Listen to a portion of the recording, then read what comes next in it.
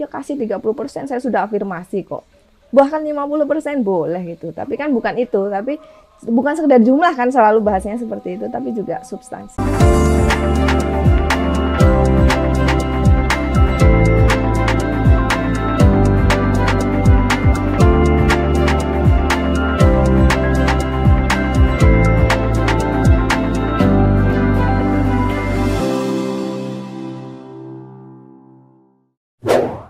Sobat, jumpa lagi dengan saya Nur Hidayat Sardini, tentu dalam Gazebo. Saya lagi-lagi kedatangan tamu istimewa. Saya akan sapa Esti Ekawati. Baik, selamat siang Pak NHS. Terima kasih sudah diundang, senang sekali untuk bisa ngobrol dengan seorang tokoh yang legendaris buat saya dan sangat menginspirasi. Aduh, melayang-layang saya. Aduh. Ngapain ke Semarang nih? Iya Pak, jadi kebetulan saya dan tim partai politik sedang riset terkait tim riset partai politik tim ya. riset partai politik. Tahu-tahu kan jadi elit partai kan. Oh iya betul. Esti kan saya lihat dari CV-nya enggak jadi aktivis partai. Iya betul ya, dari tim partai politik BRIN yang kebetulan memang sedang riset terkait dengan pelembagaan partai politik. Dan pasti mampirlah ke saya itu. Iya tentu itu saja, wajib. Aku rasa itu dosa besar itu. Kalau nggak mampir ke NHS itu. Harus siap pokoknya. Kalau Pak NHS bilang mampir, harus mampir. Harus mampir. Itulah membuat saya jadi senang kedatangan Esti dan kawan-kawan ini. Esti. Iya Pak, siap. Aku tahu kan Esti concern banget tuh di urusan gender, politik, sekitar-sekitar itulah. Apa yang Esti lihat? Ini kan demokrasi elektoral kita. 1999, 2004, 2009, 2014, 2019, sebentar lagi 2024, pilkada. Apa dengan perempuan? Posisinya masih memuaskan, setengah memuaskan, tidak memuaskan? Baik, terima kasih Pak pertanyaannya. Panjang, itu nanti khawatirnya nggak cukup nih 30 menit. Ya. Tapi saya coba jawab untuk kalau ditanya perjalanan perempuan dan di politik khususnya di Indonesia selama mungkin dua dekade belakangan ini. Kalau bagi saya apakah ditanya memuaskan atau tidak, tentu saya jawabnya belum. Belum, karena memang kalau kita bicara angka kritis perempuan, kehadiran perempuan di politik itu minimal kan 30% supaya representasi atau substansinya itu bisa dapat gitu. Tapi persoalannya kan tidak semudah itu ya, karena memang ada beberapa hal atau beberapa faktor yang mempengaruhi kenapa kemudian representasi perempuan di politik itu masih under atau belum memenuhi mungkin angka kritis itu. Ada sistem pemilu, kemudian culture seperti patriarki, dan mungkin juga alasan persoalan sosial, ekonomi dan sebagainya. Tapi kemudian coba saya melihat mungkin faktor politik yang penting untuk dilihat kenapa kemudian representasi politik perempuan itu masih sulit. Padahal kalau kita lihat berbagai produk kebijakan seperti undang-undang parpol, undang-undang pemilu itu sudah mengafirmasi kan perempuan minimal, misalnya kalau di undang-undang pemilu minimal perempuan di tempat dicalonkan 30% di dalam daftar pencalonan. Begitu juga di parpol, di undang-undang parpol juga dikatakan bahwa struktur itu minimal menyertakan 30% perempuan di dalam struktur wajib itu di DPP seperti itu. Nah, kemudian kalau kita lihat trennya memang dari data dari mungkin ketika afirmasi itu sudah mulai ada di 2004 ya Pak ya, itu sudah berjalan. Tren kenaikan iya, secara jumlah perempuan terpilih iya naik. Kemudian secara jumlah perempuan ada di struktur kepengurusan partai naik. Iya. Kemudian pencalonan lebih dari 30% iya naik. Itu perlu diapresiasi tentu. Terima kasih kepada parpol yang juga sudah mencoba untuk mengafirmasi itu. Tapi problemnya adalah mereka yang ditempatkan 30% misalnya di kandidasi. Itu di nomor berapa? Gitu. Kenapa itu penting? Meskipun banyak yang bilang bahwa nomor urut itu kan sudah tidak menjadi penentu kemenangan seorang calon, karena sistem kita adalah proporsional terbuka. Tapi dari realitanya, dari data yang ada, mayoritas caleg yang terpilih adalah mereka yang ada di nomor urut 1. Nah, itu kenapa akhirnya kan? Sorry, yang justru nomor 1 terpilih? Betul. Jadi memang dari data yang ada dari pemilu ke pemilu, mayoritas caleg-caleg yang terpilih, terutama misalnya kalau kita bicara dalam konteks DPR RI, yaitu mereka yang ada di nomor urut 1. Berarti kan memang nomor 1 matters kan. Itu yang masih perlu menjadi perhatian. Sorry Esti, kan ada apa yang namanya zipper. Betul. Selang-seling. Iya. Selang-seling, betul. Membantukah? Di antara 3, jadi sistem semi zipper ya sebutannya, karena di antara 3 itu minimal 1 perempuan. Dibilang itu membantu. Tapi apakah itu kemudian hasilnya maksimal? Menurut saya belum. Karena di antara 3 itu minimal 1 perempuan. Nah, rata-rata partai adalah melakukan, ya pilih aja, taruh aja di nomor 3. Kan yang penting 1. Sedangkan di nomor 1 dan 2 itu adalah laki-laki. Nah, kalau tidak salah, mungkin kalau salah nanti saya cek lagi ya Pak. Di pemilu 2019, perempuan yang ditempatkan di nomor urut 1 itu hanya 19%. Oh ya? Ya. Rata-rata itu mereka di atas 50% itu ditempatkan di nomor 3, 6, 9. Yaitu mungkin bagi perempuan yang itu kemudian bilangan harus... prima itu. Oh betul Pak. 3, 6, 9 kelipatan juga ya. Iya. Kalau kemudian kita bermainnya adalah psikologi masyarakat yang merasa bahwa orang yang berada di nomor urut 1 adalah orang yang mungkin memang orang terbaik yang ditempatkan oleh partai, ya tentu berat kalau perempuan kemudian diletakkan di nomor 3, 6, dan 9 kan. Ya tapi mungkin itu debatable ya Pak bagi banyak orang yang enggak ngaruh, ada juga kok calon yang terpilih di nomor urut 9, 10. Iya, itu mungkin kasuistik gitu. Kalau maunya Esti apaan sih kalau bahasa? Maunya Esti apa? Harusnya gimana? Harusnya. Jadi memang problem. Itu pertanyaan kasar banget saya itu. Iya. Problem representasi kita kalau kita ngomongin afirmasi dan melalui kuota harus tetap dijalankan. Kuota harus tetap diberikan kepada perempuan minimal 30%. Tapi ada tambahannya. Kalau memang mau memberikan kesempatan yang lebih kepada perempuan dan untuk bisa lebih meningkatkan keterpilihannya, jadi saya mengikuti nih ceritanya teman-teman aktivis perempuan. Jadi ada usulan terkait dengan penempatan perempuan di nomor urut 1 di minimal 30% dapil. Nah, itu adalah salah satu usulan yang menurut saya itu perlu diperhatikan oleh partai. Karena kalau di 30% dapil, kalau dapil kita sekitar 80 sekian kan berarti itu cukup signifikan perempuan yang di nomor 1. Tapi juga catatan saya adalah dia harus diletakkan di dapil-dapil yang memang dapil basah, yang memang itu dapil basis. Jangan di dapil yang kering, itu sama aja bohong kan. Iya, betul. Demikian Pak Kalau terkait kuota. Kalau aku lihat begini, ada juga partai yang sekadar nempatin aja, yang penting terpenuhi. Betul. Dulu ada partai namanya Partai Modal Bismillah. Saya ada kasus gitu ya. Saya kasih kode itu tidak menyebut nama partai tapi nama plesetannya, itu hanya comot saja. Dan penyomotan itu kemudian menimbulkan masalah di belakang hari. Gitu? Apakah itu juga dimensinya? Iya. Jadi memang kalau kita ngomongin teori desain kuota itu ada 3 hal. Yang pertama adalah persoalan jumlah itu kita bisa bicara persentase. Berapa perempuan yang dicalonkan. Yang kedua dimensi penempatan. Baik itu dia penempatan di nomor urut ataupun dia di dapil.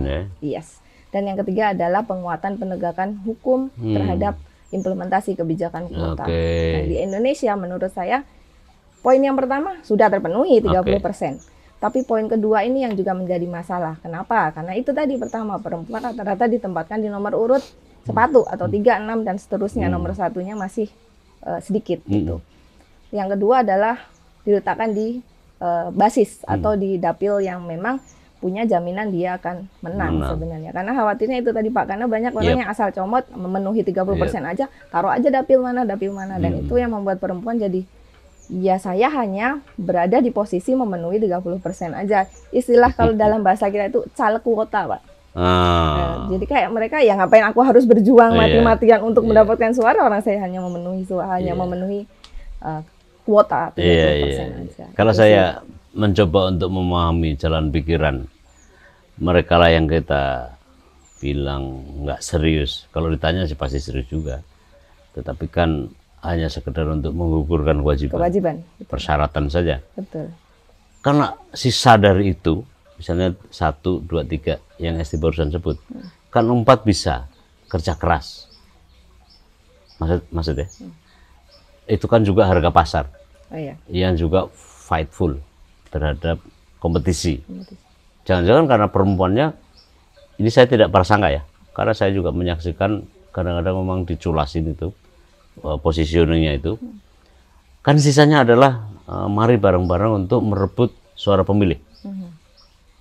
Mobil khusus adalah termasuk perempuan, sama dengan laki-laki gitu. Betul. Gimana penjelasannya?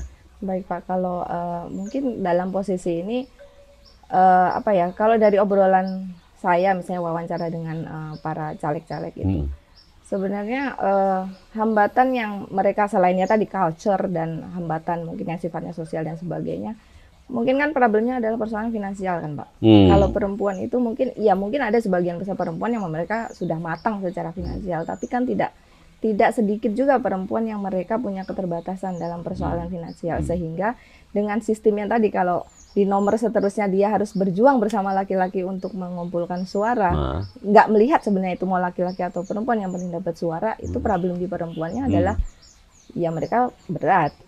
Jadi dengan sistem proporsional terbuka yang tarung bebas, bahkan lawannya tidak hanya antar partai tapi juga caleg internal partai, itu bagi perempuan juga problem tantangan. Ya. Kalau gitu apakah sistem pemilunya yang kita ubah aja? Waduh, berat ini Pak. Nanti saya misalnya ini. Jadi, pengandaian saja. Pengandaian. Jadi kalau saya pribadi nih Pak, kalau bicara peluang mana yang sistem pemilu mana yang bisa memberikan peluang peningkatan representasi politik perempuan, terutama kalau di parlemen ini, dua sistem ini mungkin punya kekurangan kelebihan. Mungkin kalau sistem proporsional terbuka, iya, sang caleg ini bisa saling dekat ya dengan konstituen, mereka bisa berinteraksi dan derajat bisa representasi. Betul, representasinya itu lebih mungkin lebih terlihat. Tapi lagi-lagi tantangannya adalah persoalan uang. Itu banyak caleg yang kemudian mereka harus mengeluarkan begitu banyak modal finansialnya, tapi pada akhirnya juga tidak terpilih karena kalah isi tasnya dengan caleg laki-laki. Problem finansial kan tidak melulu ke perempuan. Betul, laki-laki juga ya. Tapi dari kebanyakan perempuan yang ketika saya ngobrol itu, tidak sedikit mereka mengeluhkan persoalan itu. Kalau persoalan jaringan, misalnya modal sosial, modal yang lainnya mungkin mereka bisa gitu. Tapi ketika finansial, kalau bahasa mereka, mungkin popularitas, saya punya, tapi isi tas saya tidak punya. Isi tas saya masih kalah dengan caleg yang laki-laki. Dalam nas yang tidak jelas. Betul sih. Mungkin juga riwayat Abu Jahal, namanya laisal fulus antum manfus. Apa itu Pak? Kalau tidak ada uang ya mampus. Nah itu ya, meskipun mohon maaf ini tidak menjadi finansial, tidak menjadi satu-satunya faktor yang berpengaruh, tapi ada faktor lainnya yang juga saling berkaitan. Yang juga bekerja ya. Betul. Misalnya soal tadi kemampuan cara berpikir. Betul. Patriarki. Betul. Ya kan. Juga kemampuan dari sang caleg perempuannya sendiri kan itu juga berpengaruh tentunya bagaimana. Idle capacity juga. Betul. Nah, itu masalahnya kan ya tadi sistem aja, kita balik lagi ke sistem. Tadi kalau proporsional terbuka mungkin peluangnya iya seperti yang kita lihat belakangan ini maksudnya sudah ada bukti, jumlah mungkin benar naik seperti itu. Nah, tapi kalau coba kita bicara kalau sistem proporsional tertutup. Nah, itu kan tergantung mengandalkan pada kebaikan elit partai. Betul. Nah, kalau di sini kalau elit partainya concern. Nah, bagus kalau partai yang memiliki perspektif perempuan yang mereka kemudian menerapkan dengan baik itu desain kuota 30%. Iya, kemudian dia menempatkan misalnya perempuan di nomor urut 1 di minimal 30% dapil, dan itu dapil yang basah, dapil basis. Tentu komitmen dan political will partai ini bisa, menurut saya, bisa memenuhi ekspektasi kita untuk jumlah perempuan terpilih itu. Artinya lebih mungkin kalau varian proporsional terbuka, perwakilan berimbang, varian proporsional, lalu subvarian PR list, open PR list, close PR list kan. Nah ini berarti lebih mungkin kalau tertutup. Kalau menurut jangan lupa loh ya, tertutup itu tergantung sama selera orang loh ya. Iya.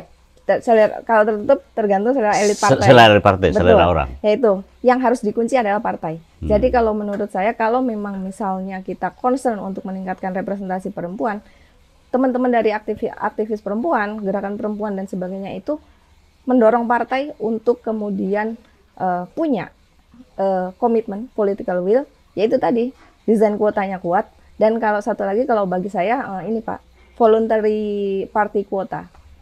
Jadi kayak perlu ada kesadaran, membangun kesadaran partai untuk mengarah ke sana, mau tidak mau. Partai yang mungkin ketua umumnya perempuan sekalipun belum tentu kan. Betul, tidak jaminan bahwa perempuan akan merepresentasikan perempuan. Itu betul sekali. Karena kan nggak jaminan. Suatu waktu kita bisa tengok kepala daerah, betul,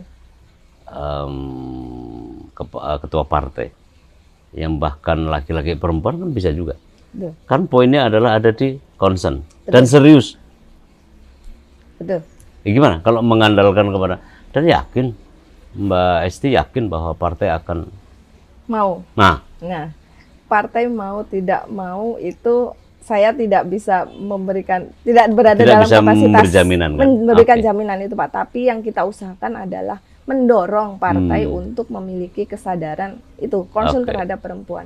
Nah, ini ada tak satu teori menarik Pak yang saya baca belakangan terkait dengan feminizing political parties. Nah, di situ jadi ada kasus yang diambil dari Kanada, Amerika, kemudian Inggris, benchmark dari 3 negara ini, di mana penulisnya ini melihat bahwa partai itu juga harus melakukan transformasi untuk mereka lebih memiliki perspektif dan concern terkait perempuan. Meskipun nggak kemudian bilang ketika partai yang sudah bertransformasi ini, menurut ukuran ini kemudian menjadi partai feminis, tidak seperti itu. Tidak dengan sendirinya. Tidak dengan sendirinya. Itu kan sebuah proses. Nah, ketika saya dari perbandingan partai-partai politik di negara-negara tersebut, saya melihat Partai Buruh nih merupakan contoh, Partai Buruh di Inggris merupakan contoh yang baik untuk melihat bagaimana proses feminisasi ini terjadi di dalam sebuah partai. Mereka kan nggak punya aturan kuota sebenarnya kan, secara afirmasi undang-undang itu tidak ada. Sama juga polisi Inggris. Betul. Tidak pakai senjata. Betul. Pakai kuda, pakai pentungan aja. Itu pun jarang digunakan. Betul. Nah, dan sana juga hakim kan Anglo-Saxon ya. Tidak common law gitu ya, itu yang kira-kira harus dipaksa gitu loh. Betul. Itu soal peradaban. Iya. Betul. Nah, soal peradaban. Ya, saya sih ya benar Pak, persoalan peradaban dan itu proses. Ya, saya percaya bahwa ketika kita terus mendorong, jangan menyerah. Ketika misalnya, ngomongin representasi politik perempuan itu udah mentok, udah selesai, bagi saya tidak. Kalau kemudian menganggap itu mentok, ya kita nggak akan berjuang. Kita pasti akan berhenti kan. Dan harapan saya sih teman-teman dari aktivis perempuan, gerakan perempuan, kelompok masyarakat sipil yang concern terhadap isu perempuan, jangan lelah untuk berjuang gitu. Yang kemudian mendorong segmen poinnya. Itu ada apa? Kalau Mbak Esti masih punya optimis di mana? Optimisnya, baik. Kita tadi kembali ke konsep feminizing tadi, Pak. Jadi ada 2 dimensi untuk melihat bagaimana partai politik itu mengalami feminization. Yang pertama, integrasi perempuan, baik itu jumlah baik itu di dalam struktur maupun di dalam kandidasi parlemen dan keterpilihannya itu. Dimensi yang kedua adalah bagaimana kemudian respon elit partai itu terhadap kebijakan yang pro perempuan. Nah, kalau melihat dari 2 dimensi ini, saya melihat dimensi pertama, sejauh 2 dekade ini partai politik sudah memenuhi, ya kan? Struktur, jumlah perempuannya naik. Secara kandidasi, jumlah perempuan di daftar nominasi juga lebih dari 30%, bahkan ada yang lebih dari 40% beberapa partai. Kendati pun banyak catatan kritis untuk itu. Nah, catatannya dari dimensi pertama, menurut saya yang PR-nya bagi partai politik di Indonesia adalah itu tadi. 30% perempuan yang ada di struktur itu siapa dan di mana posisinya? Apakah mereka berada di posisi strategis mengambil keputusan? Nyatanya dari 9 partai politik itu kan hanya 1 perempuan yang menjadi ketua umum. Itu aja agak khas ya? Iya, unik lah ya. Nah, kemudian tidak ada satupun partai politik yang menempatkan perempuan di dalam posisi sekjen. Nggak ada satupun sekarang ya? Tidak ada kan? Boleh, betul. Sekjen tidak ada. Paling mentok belakangan ini ada wasekjen. Nah, rata-rata kan mereka ada di bendahara, kemudian wakil, kemudian paling banter ketua bidang perempuan. Nah, itu ada beberapa partai. Ya memang itu strategis, tapi apakah kemudian ketika perempuan hanya lebih banyak ditempatkan sebagai anggota ataupun wakil-wakil itu mempengaruhi. Atau misalnya Bapilu gitu ya. Bapilu bahkan ketuanya tidak ada kan, rata-rata laki-laki. Iya. Nggak tahu, Kak, saya belum menggali lebih jauh. Tim sel, kalau misalnya tim seleksi untuk kandidasi ketika mau pemilu, tim kampanye itu kan juga paling gitu perempuan tadi. Jadi memang kalau bicara secara jumlah lebih dari 30%, ya sudah terpenuhi. Tapi dia ada di posisi mana? Nah, itu pertanyaan. Itu pertanyaan, dan itu yang harus menjadi concern parpol. Riset itu juga masuk di soal itu ya? Disertasi saya. Riset yang direncanakan. Partai politik? Tidak, Pak. Tidak, karena ya? memang lebih ke pelembagaan ya. Pelembagaan. Tidak melihat posisi perempuan di dalam partai politik. Tapi itu kan penting juga itu, mumpung masih bisa dikaji gitu ya. Iya, sepakat sih. Nah terus, kalau dari 2005 kali pemilu kita, menjelang 6 kali pemilu kita, mana yang paling mungkin, paling mendekati, walaupun paling mendekati itu juga masih jauh tadi ya, lebih baik lah dari sekian pemilu ini, 99, 2004, 2009, 2014, 2019. Kalau ditanya mana yang lebih baik, mungkin saya tidak bisa menjawabnya mana yang lebih baik, tapi mungkin karena setiap pemilu kan ada sistem yang berbeda ya. Di 2004 sistemnya juga beda, di 2009 beda, dan kemudian muncul undang-undang yang menjadi acuan dari pemilu itu sendiri kayak gitu. Nah, dan undang-undang itu, kalau kita bicara undang-undang pemilu ya, dari yang 2008, kemudian 2003, 2008, dan kemudian 2017. 17. Nah, itu kan sebenarnya tidak banyak perubahan yang signifikan terkait dengan isu perempuan. Dan itu yang menurut saya disayangkan, karena ternyata sikap politik dari partai-partai politik yang kemudian diwakilkan oleh fraksi yang ada di DPR ketika bicara terkait dengan usulan afirmasi, ya sikap mereka masih sama. Ambigu. Mungkin sebagai gambaran gini ya Pak, saya nggak tahu ambigu atau tidak, tapi kurang serius kalau menurut saya. Iya, mereka kalau di luar bicara, oh kita sangat afirmatif terhadap perempuan, oh kita mendorong kuota 30%, kita sudah kasih, mau 50% juga boleh. Tapi kan prakteknya tidak. Seperti kalau ketika pembahasan Undang-Undang Pemilu 2017, ketika di situ ada usulan tadi, yang penempatan perempuan di nomor urut 1 di minimal 30% dapil, itu terjadi dinamika partai-partai yang kemudian sepakat dengan itu. Yang setuju hanya Golkar, Gerindra, PKB, P3. Selebihnya menolak. Nah, kenapa alasan kemudian sebenarnya kenapa mereka menolak usulan penguatan itu? Lagi-lagi kalau saya membaca itu lebih ke persoalan penilaian pribadi mereka ya, seperti jadi patriarki itu masih bermain, Pak. Karena sulit nyari perempuan itu. Selalu itu kan. Nyari perempuan 30% kalau itu sih tidak mudah. Ucapan-ucapan yang paling sering. Betul. Paling kuat. Paling kuat, dan selalu punya, alasannya begitu. Apa ya, kalau menurut saya ada intensi yang begitu menyepelekan sebenarnya. Betul. Soal kan kalau maling, kalau ditanya apakah kamu maling, pasti jawabnya kan tidak. Betul. Bodoh sekali kalau pertanyaan begitu kan. Iya, makanya. Yang ada adalah bagaimana cara untuk itu. Nah, berinjak dari situ aku mau tanya nih, Mbak. Kan keharusan apakah penting?